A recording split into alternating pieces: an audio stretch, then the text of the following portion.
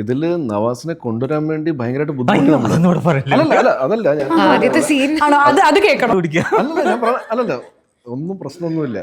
അതായത് നവാസിനെ വിളിച്ചിട്ട് കിട്ടുന്നില്ല. ഓക്കെ, പക്ഷെ ഇത് നവാസ് അല്ലാണ്ട് വേറെ ആരും ചെയ്താൽ ശരിയാവില്ല ഈ കഥാപാത്രം. ഷംസു പറയണത് ചേട്ടാ നവാസ് പുള്ളിക്കൊന്ന് കറക്റ്റ്. അപ്പം പറഞ്ഞാൽ അടിപൊളി. ഞാൻ നവാസായിട്ട് ഞാനൊരു പടം നമ്മൾ പിടികിട്ട പുള്ളി എന്ന് പറഞ്ഞൊരു പടം ചെയ്തിട്ടുണ്ട്. കുറച്ച് ദിവസം കഴിഞ്ഞപ്പോൾ അപ്പോൾ നമ്മുടെ ഷൂട്ട് തുടങ്ങാറേ നവാസിൻ്റെ ഓക്കെ അല്ലേ.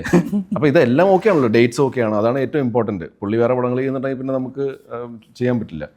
അപ്പം ഞാൻ പറഞ്ഞ് ഈ നവാസിൻ്റെ ഡേറ്റ് ഓക്കെ ആയില്ലെങ്കിൽ നമുക്ക് പ്ലാൻ ബി എന്നാണ്. പ്ലാൻ ബി ഇല്ല ചേട്ടാ, പ്ലാൻ എ മാത്രമേ ഉള്ളൂ.